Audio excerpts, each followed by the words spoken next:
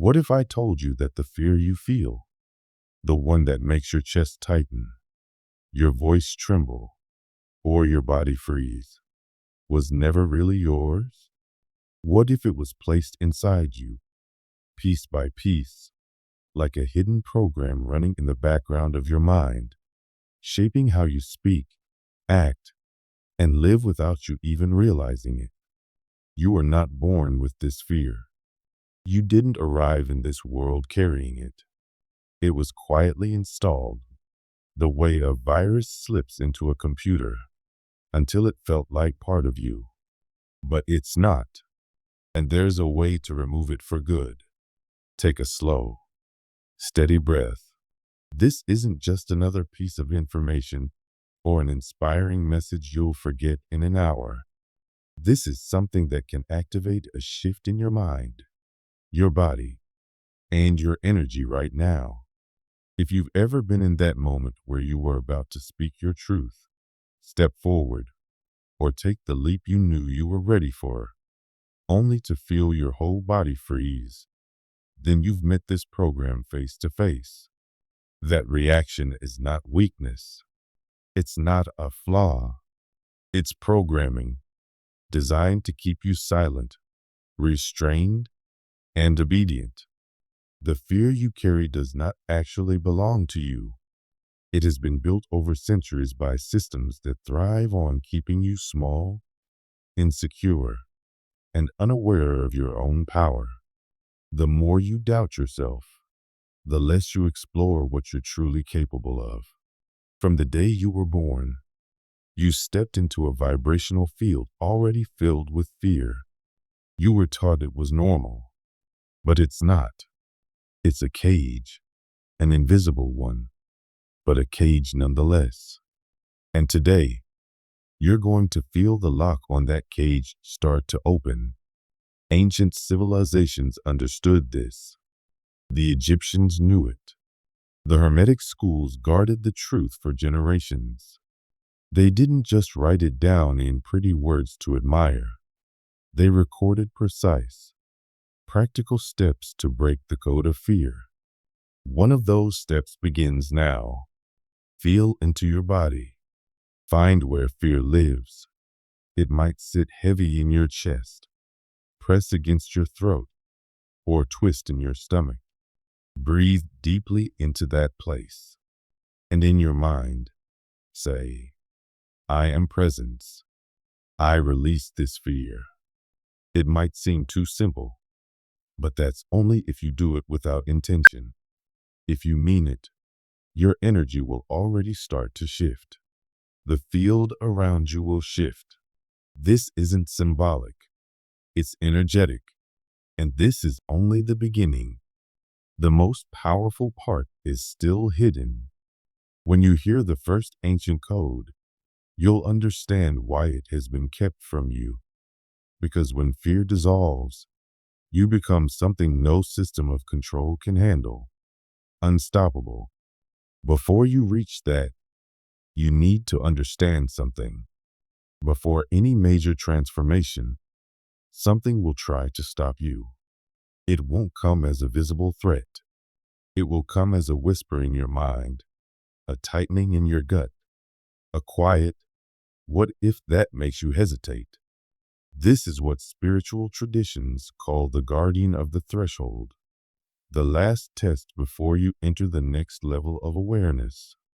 You can't see it with your eyes, but you feel it. It shows up the moment you're about to break a pattern, speak your truth, or step into something new. It asks, what if it goes wrong? What if they judge you? What if you're too late? Different cultures gave it different names. The Egyptians called it the dragon at the gate. Buddhists call it Mara. Hermeticists call it the bearer of doubt. Shamans call it the spirit who tests the seeker. But its role is always the same, to see if you're truly ready. Fear before expansion is like fire around a sacred temple. It burns away what is unprepared and refines those who are ready. Many people turn back here, thinking fear means stop. But not every discomfort is danger. Sometimes it's your soul stretching. Fear will always show up. The question is not whether it comes, it's what you do when it does. Do you retreat or do you walk forward? When you face it fully, the wall becomes a doorway. That doorway doesn't take you to a place. It takes you to a new frequency where hidden parts of you awaken. You realize fear was never the problem. The problem was your reaction to it. When you stop resisting and simply meet it, fear changes form. It reveals it was guarding the most sacred parts of you, waiting until you were ready to claim them. This is the first code. The name reveals the portal. When you see fear clearly and call it what it is, the illusion begins to dissolve. You start to notice the invisible programming installed in your mind since childhood. Messages like, don't speak too loudly, don't believe in yourself too much, better not try, you might fail, wrap themselves around your identity until you thought they were you. But the hesitant, doubtful version of yourself is not your true self. It's your conditioned self. And this conditioning has been reinforced daily by the world around you. Schools taught you to obey and compete. Media taught you to compare and fear. Even religion, in its distorted form, planted guilt and submission instead of awakening and freedom. None of it was accidental. Fear is one of the oldest and most reliable tools of control. And when the mind is programmed by fear, it becomes easy to direct, easy to influence, and easy to keep within the same repetitive loops. Those who shape and maintain the systems of the modern world understand this with precision. They know that a person who is afraid will work harder without questioning why, will consume more without considering whether it is necessary, will obey more without challenging authority, will ask fewer dangerous questions, and above all, will vibrate at a lower energetic frequency. That lower vibration is exactly where the collective mind is kept so that change never becomes possible. Because if enough people were to shift into truth, clarity, and courage, the entire structure of control would collapse. The game would be over instantly. Fear today is not the same as it once was. It is no longer only the obvious fear of death or physical harm. It has evolved into something far more subtle, refined, and intelligent. Now, it hides in plain sight, disguised as everyday feelings and behaviors. It slips into the mind through anxiety, through endless comparison with others, through perfectionism that never allows you to rest, through procrastination that delays the life you are meant to live. Most people do not even recognize it as fear. They only feel stuck, unmotivated, disconnected. This is the brilliance of modern fear. It hides itself so deeply that you begin to believe it is normal. You think this is simply how life is. You assume that because everyone around you seems to be living this way, everything must be fine. But somewhere deep inside, you know it is not fine. You have already felt the subtle pull of unease. You have sensed that something in this automatic, rushed, mechanical way of living is wrong, that a life without depth and meaning cannot possibly be the true purpose of human existence. That quiet perception is not small. It is the first spark of deprogramming. It is the beginning of freedom. Because the moment you start questioning your own thoughts, the moment you begin to doubt the automatic voice in your mind, you open a doorway to something greater. You realize that if you are not your thoughts, then who are you? That question begins to dismantle the code of control. It is the first crack in the wall that has kept you from yourself. The first step in breaking this conditioning is the conscious recognition of the pattern. You must name the fear. You must give shape to what is holding you back. As long as fear remains unspoken, it rules you from the shadows. It grows stronger in the dark. But when you bring it into the light of your awareness, it begins to weaken. This is why you must pause and ask yourself, with complete honesty and without trying to make it sound better than it is, what exactly am I afraid of losing? Do not rush this question. Let the answer rise naturally. Perhaps it is fear of rejection. Perhaps it is fear of failing. Perhaps it is the fear of not being enough. Whatever it is, name it clearly in your mind. Say it. Feel it. Do not try to justify it or explain it away.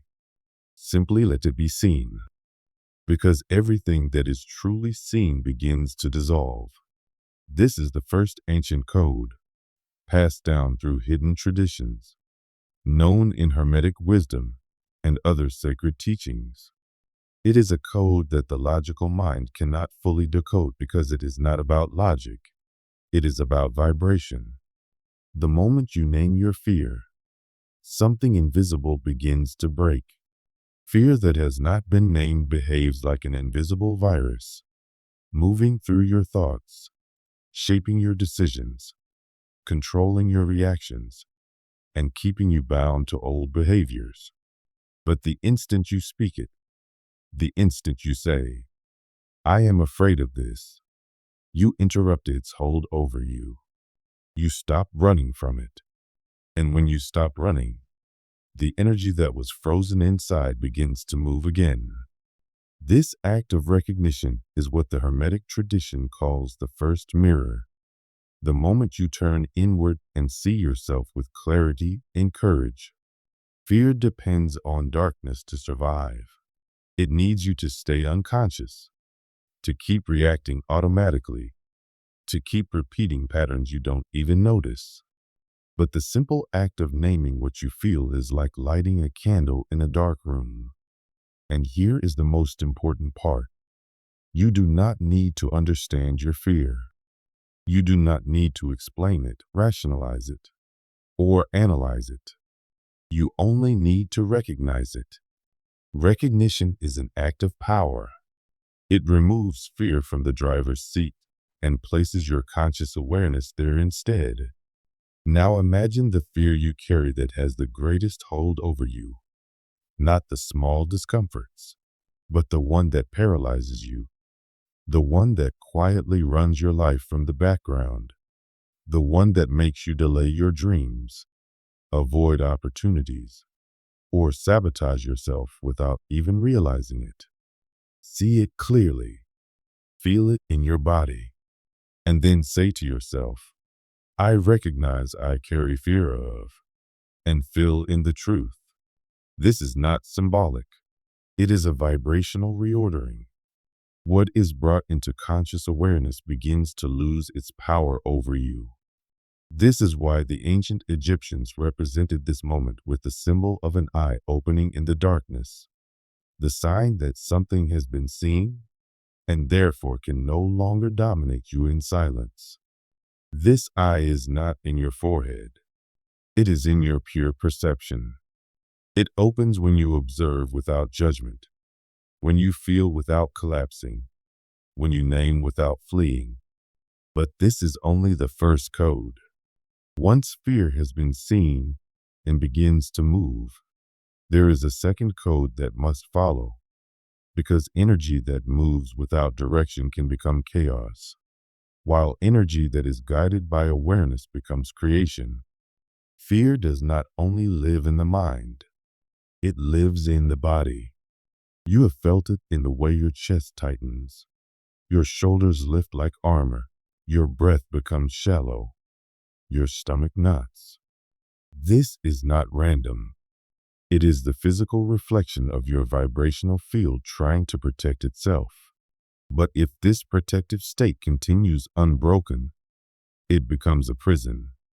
To open that prison, You do not need complex rituals. You need presence. Breath, when used with intention, becomes a spiritual command. It is not simply air moving in and out. It is the movement of your awareness into the exact place where fear has been trapped. Bring to mind a situation that still triggers fear, anxiety, or deep discomfort. Notice where that feeling lives in your body, perhaps in your chest, your stomach, your throat. Without trying to change it, begin to breathe into that place as if you are sending light into shadow. On the inhale, think, I am presence. On the exhale, think, I release this fear. This is not just symbolic.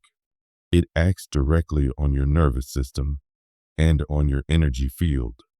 It tells every part of your being, I am in command now.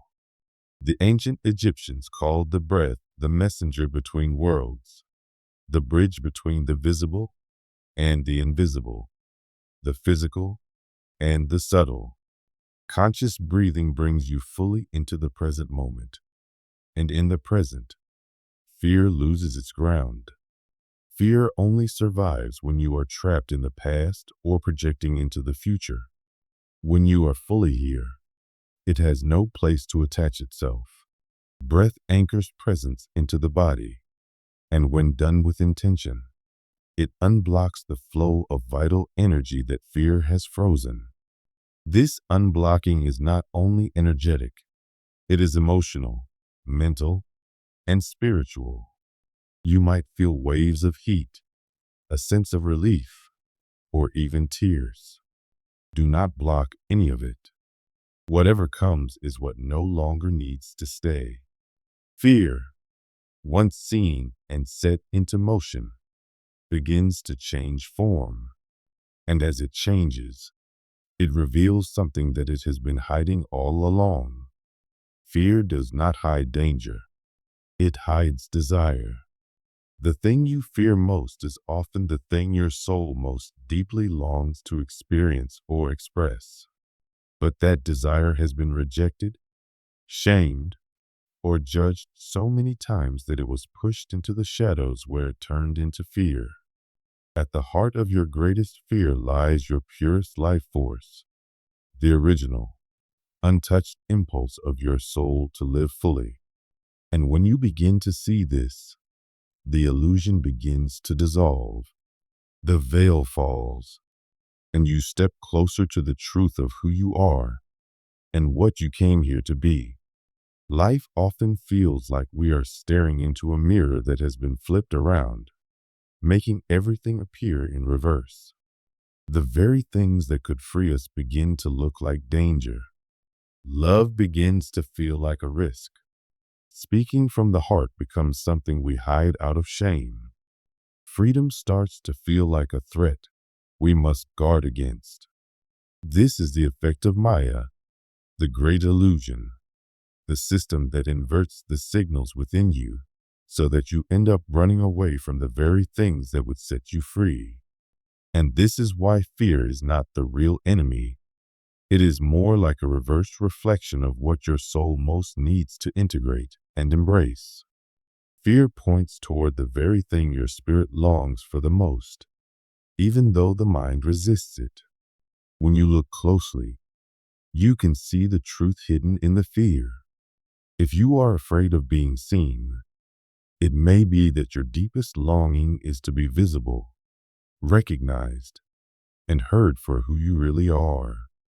If you are afraid of failing, perhaps your true desire is to live with purpose, to create something that impacts the world in a meaningful way.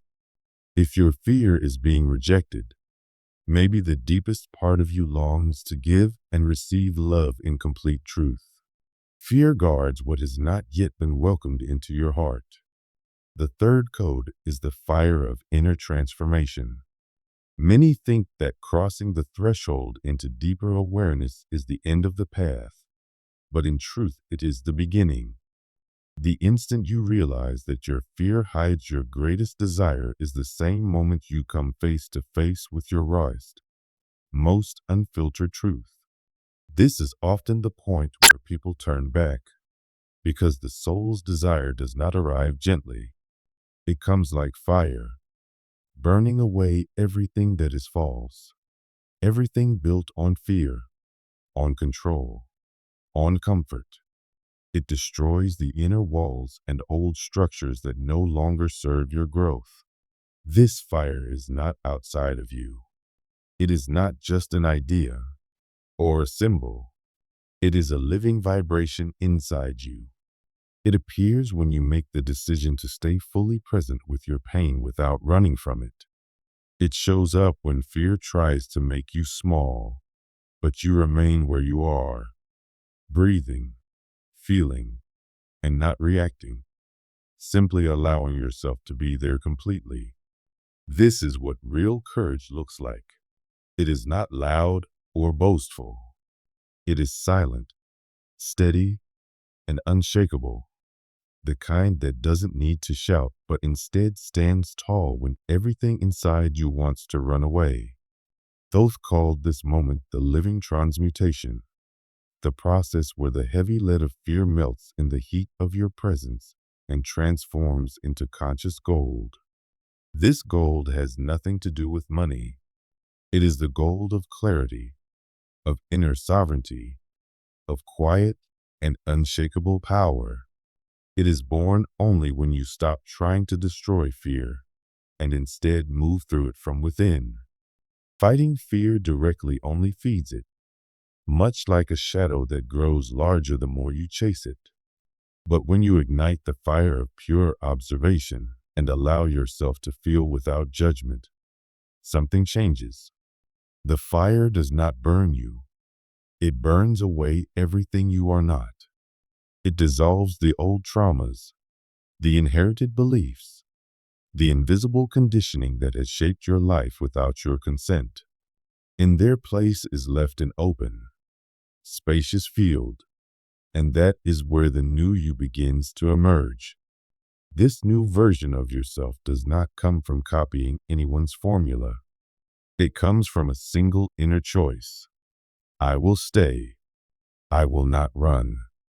I will face my truth. This is where the real alchemist is revealed, not the one who turns lead into gold in a physical lab, but the one who remains conscious at the center of their own chaos until that consciousness transforms everything. But fire alone is not enough to move you forward.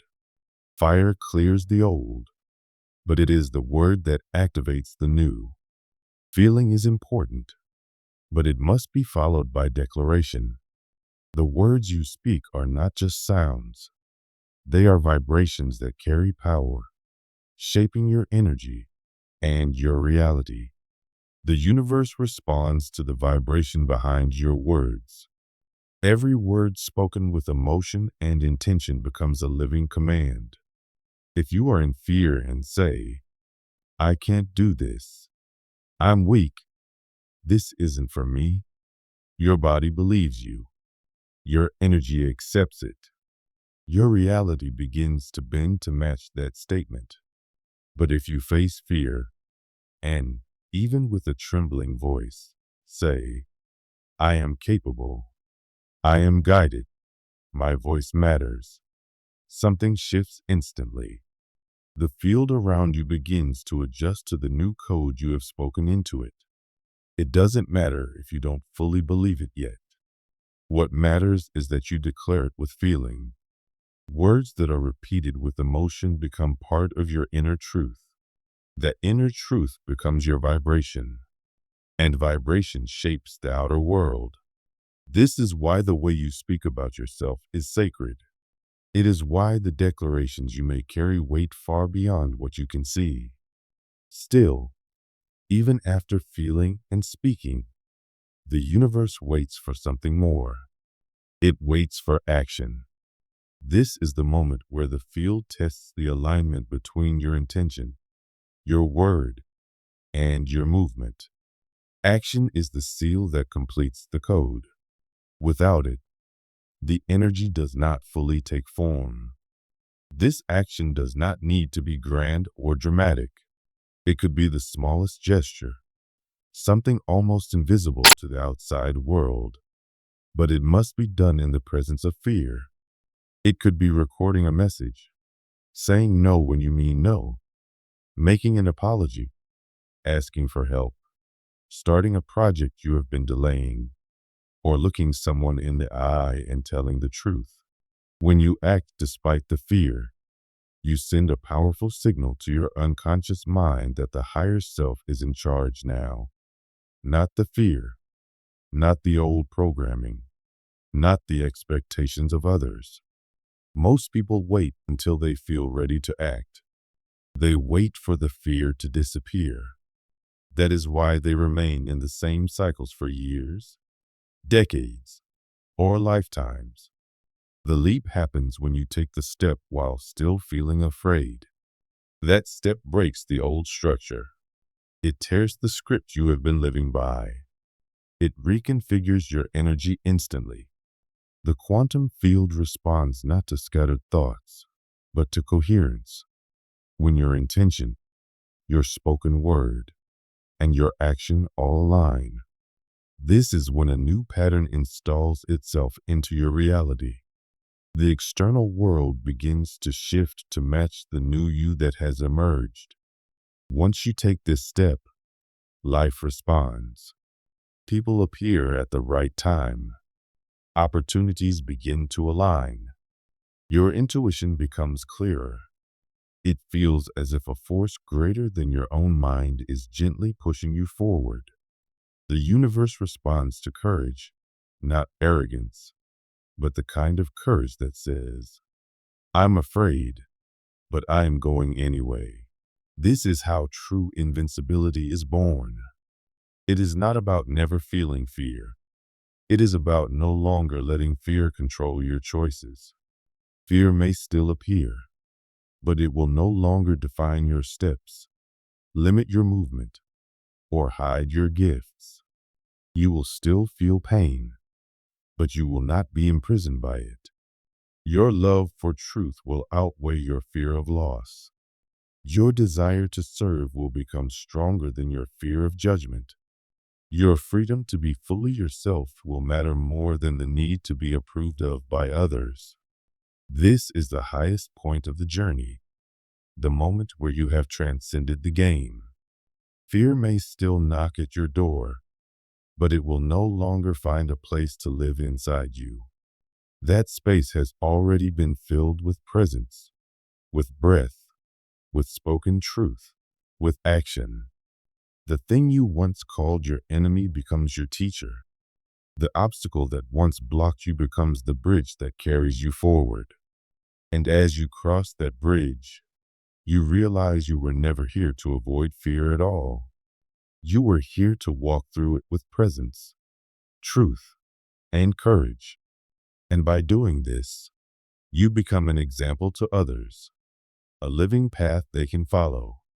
This is the quiet legacy of those who have awakened, the ones who felt deeply, spoke truth, acted with courage, and stayed present until fear was no longer needed as a wall.